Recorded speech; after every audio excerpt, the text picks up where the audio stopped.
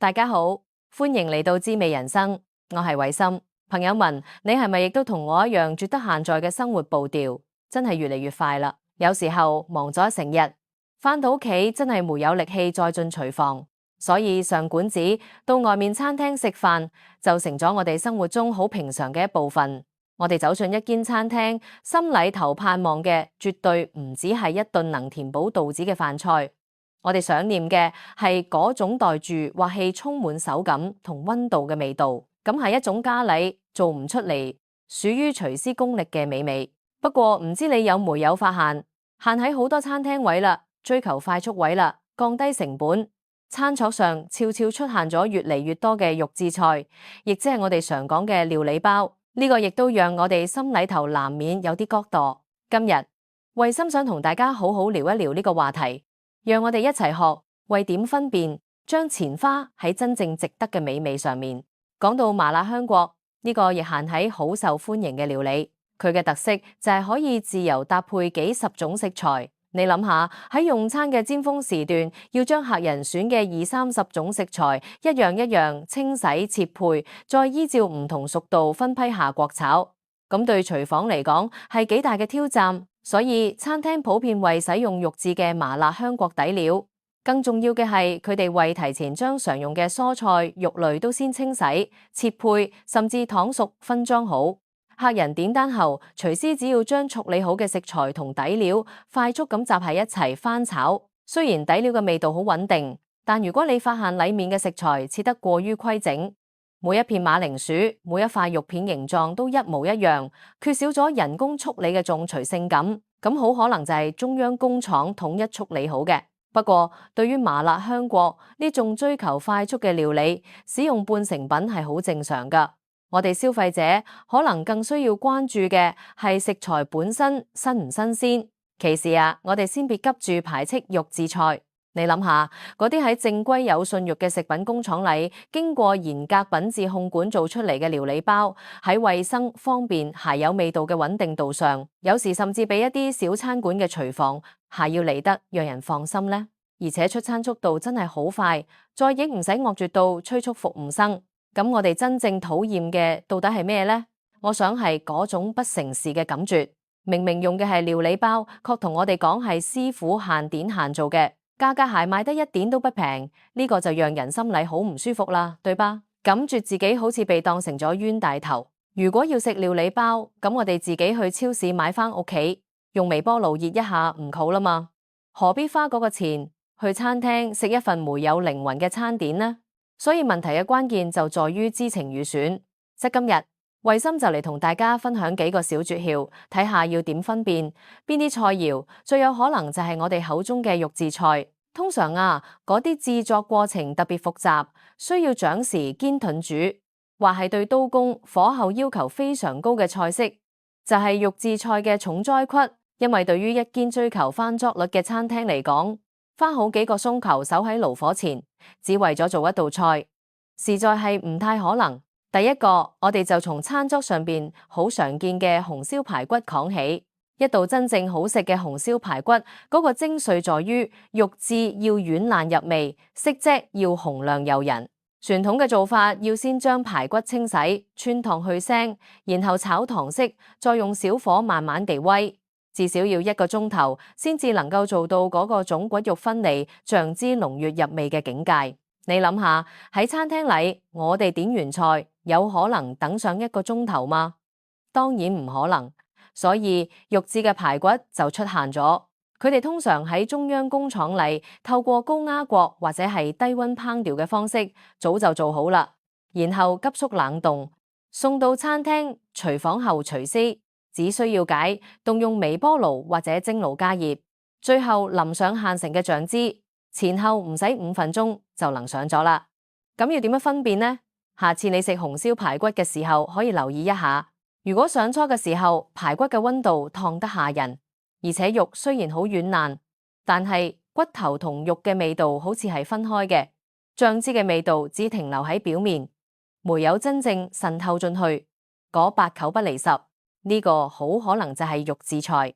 真正慢火煨出嚟嘅排骨骨頭裏，都會有滿滿嘅肉質香氣。再嚟一道大菜，紅燒獅子頭，呢個係江浙菜禮嘅功夫菜，製作難度相當高。佢要求肉餡必須係手工親自剁，肥瘦比例要揸得剛剛好，經過反覆嘅摔打上盡，先至能做出嗰種軟嫩多汁、入口即化嘅口感。做好之後，還要經過長時間嘅慢火燉煮，嗰個湯頭前位鮮美。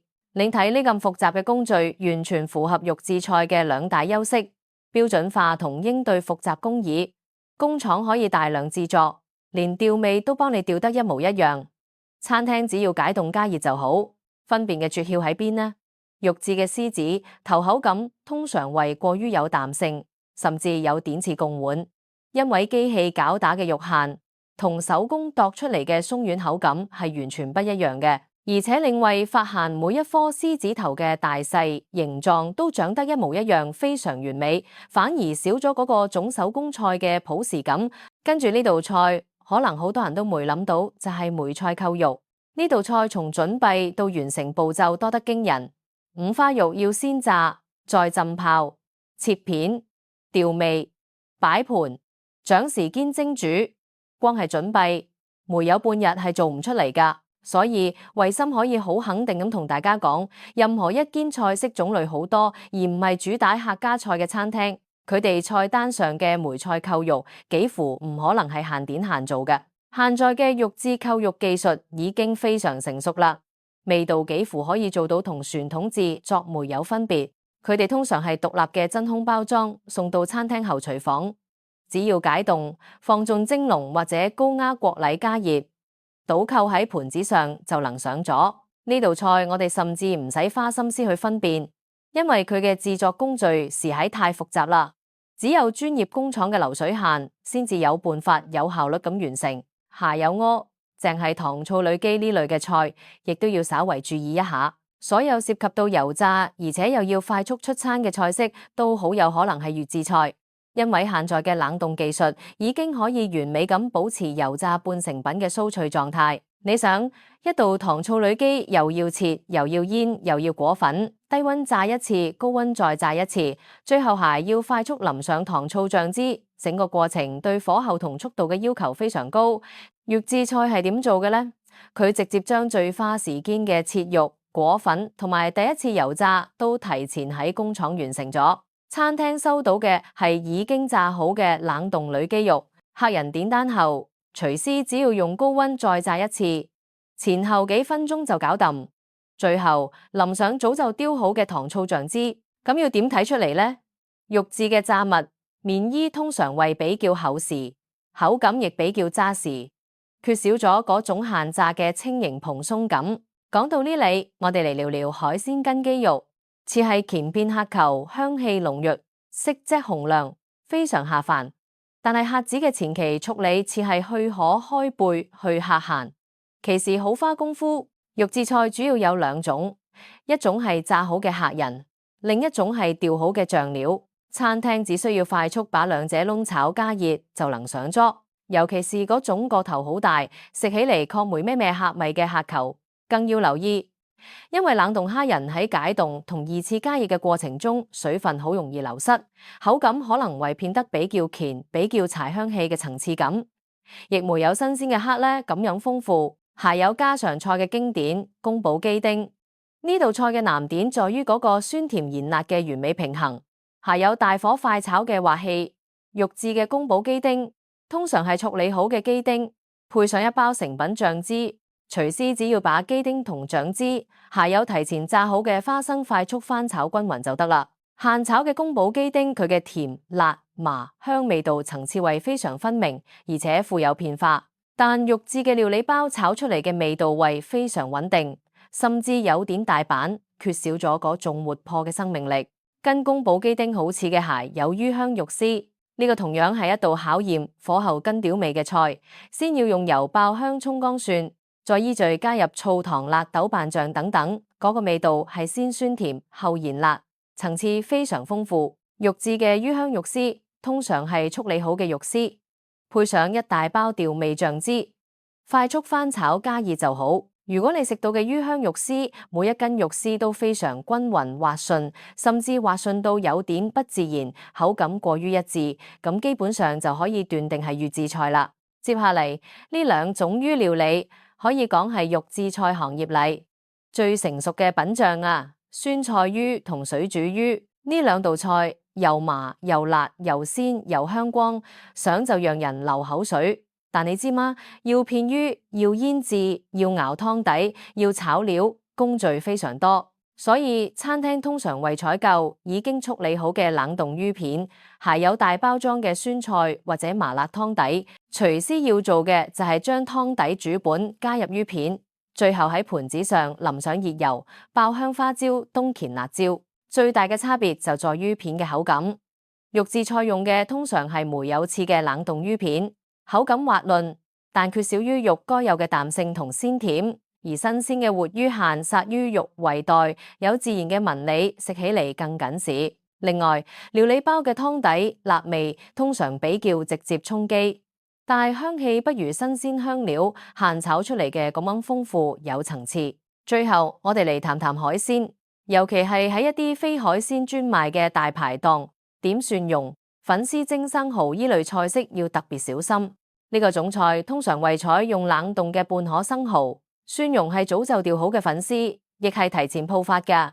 餐廳只需要將解凍嘅生蠔、粉絲、蒜蓉醬依序放上蠔殼，進蒸籠加熱就好。分辨嘅關鍵就喺口感。現殺嘅生蠔肉質係 Q 彈飽滿嘅，而冷凍海鮮解凍後，肉質會有點疏水，口感亦會變得比較硬。如果你食到嘅生蠔形狀過於規整，而且湯汁非常多，鮮味主要都嚟自於醬料，而唔係生蠔本身，個心理就要有個底啦。聊咗咁多，其實慧心最想同大家講嘅係粵字菜本身，並唔係怎咩洪水猛獸。喺世界上好多地方似係日本，粵字菜嘅產業非常發達，亦都深受大家歡迎。只要係正規廠商衛生生產嘅料理包，喺安全上係完全沒有問題㗎。關鍵在於資訊嘅透明同合理嘅價格。我哋之所以唔中換喺餐廳裏食到自己滿心期待嘅菜，結果確係料理包，係因為我哋出外用餐係為咗一份享受，為咗一份喺家裏唔容易做出嚟嘅美味，更係為咗品嘗廚師嘅手藝。如果只係將料理包加熱端上桌，咁同我哋自己喺家做嘅又有啲咩差別呢？我哋又何必花更高嘅價錢去外邊食呢？所以為了能喺餐廳裏食到更多真正嘅鹹炒美味，慧心最後再幫大家總結幾個小方法，